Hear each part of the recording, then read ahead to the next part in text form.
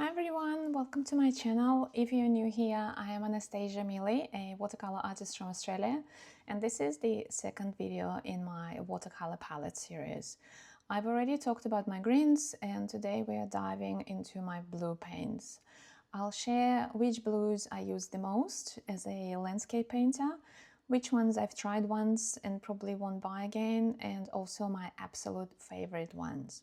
Blues are definitely my most used colors, so they take up quite a bit of space on my well palette, the whole 2 rows. And just like with the greens, I keep a mix of cool and warm blues, granulating and non-granulating, staining and non-staining, transparent and more opaque ones. This gives me everything I need to create a huge variety of color mixes in my work. I made swatches of all of my colors and I wrote the pigment numbers and other information on the back. These are incredibly helpful for understanding what your paints can do, how dark or light they can go, their granulation texture and their opacity. They're also great for discovering new color schemes by placing swatches next to each other to see how they interact. One thing I want to mention again, different manufacturers often use different pigment recipes for some colors of the same name, like indigo or Payne's Gray.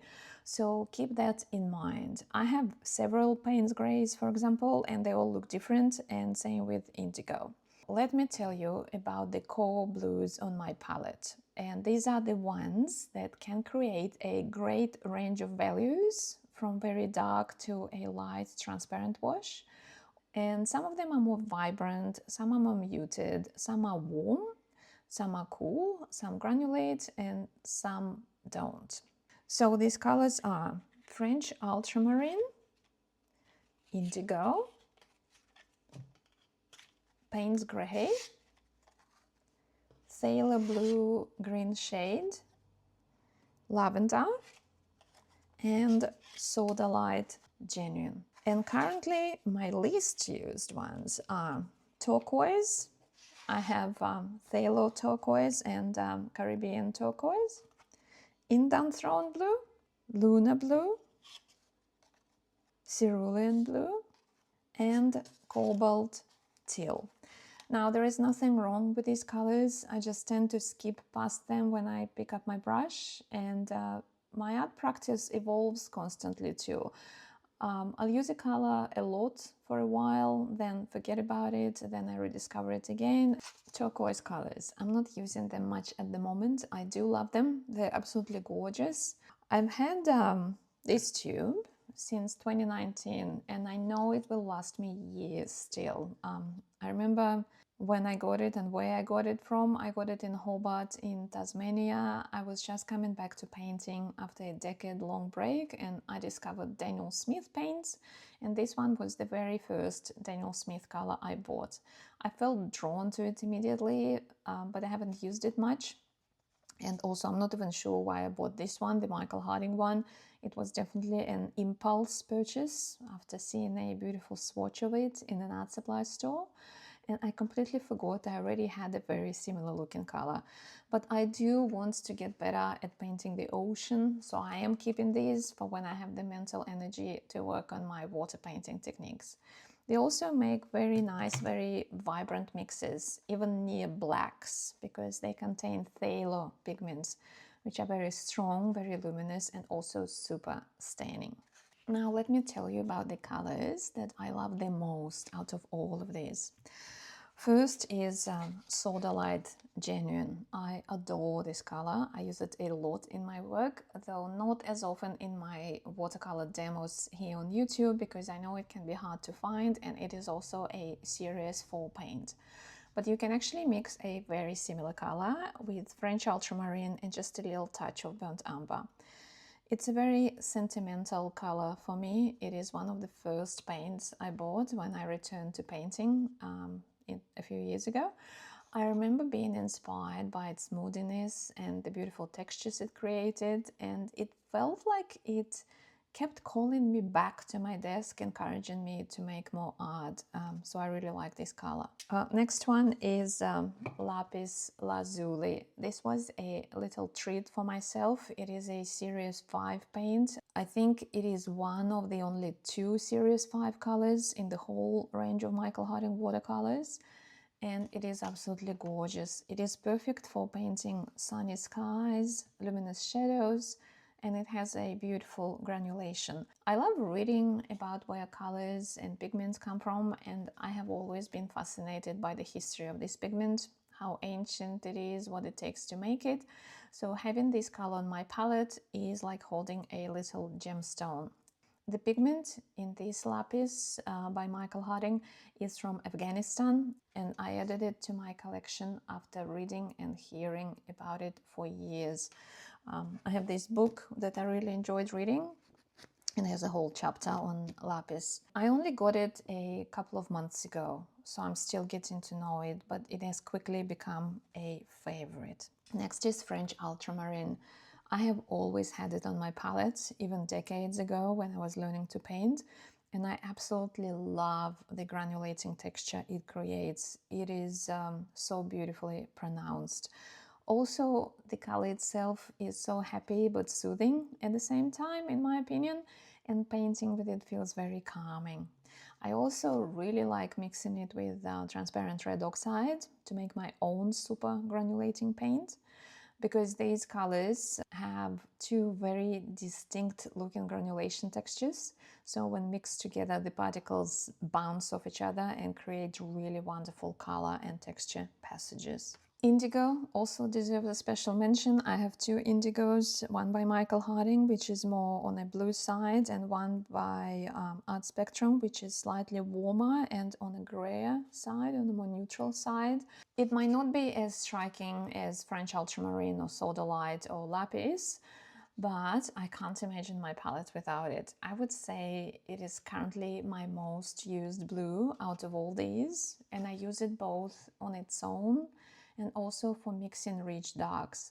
It can go super dark. It is very pigmented, very rich, and still very luminous, and it lifts quite easily too. It's a wonderful color. It's a true workhorse of my blues. Now, if I was told I could only keep a handful of blues, I would keep these. Indigo, for all the reasons I have just mentioned, for moody, luminous darks or to be used on its own. French ultramarine, it is warm, it is transparent, it granulates beautifully, it lifts easily. Phthalo blue green shade, it is an intense, cool blue, and it is quite powerful on its own and in mixes.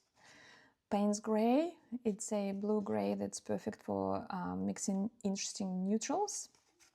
Lavender, it is quite opaque, so it sits well on top of dark washes. So I do love adding touches of it to the shadows or as splatters to add extra texture and light to a scene. And I'm sure you have seen me use it in my work countless times. And I would also want to keep cobalt blue. It's a great all-rounder blue, slightly cooler than French ultramarine. It is light and it is wonderful for skies. I've been using it more and more lately, and I know it is one of the key blues on many landscape artists' palettes. So the reason why I think this is a great choice of blues for a limited palette is because we have both granulating and non-granulating colors here, and most of them can go from very dark to very light. And with this range, I can mix pretty much any blue I need for a landscape. And I also love combining both cool and warm blues, say French ultramarine, cobalt, and the cooler phthalo blue in my work because it creates a visual interest. So having both cool and warm blues on my palette is very important to me. So if you are currently building your palette, these colors I have just mentioned are the ones I would highly recommend. I haven't talked about Carbazole Violet yet, and it definitely needs a mention. I don't use it very often, so I only have a 5mm tube, not the 15mm tubes as with my other colors. And I would normally just add small touches of it here and there. So if I needed to be without it, I would mix phthalo blue or French ultramarine blue, and quinacridone red to create a pretty similar color. If I needed to stick to a limited palette, I would be able to paint without it. And let me tell you about the colors that I wouldn't buy again.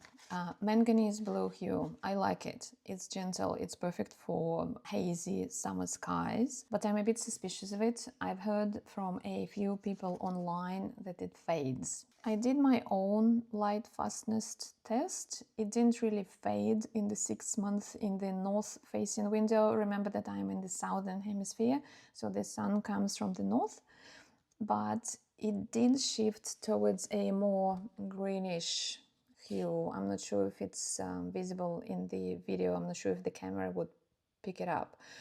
It is not very noticeable, but still it's something that makes me not use it. It would be perfectly fine to use in sketchbooks though, as sketchbook paintings are not constantly exposed to light.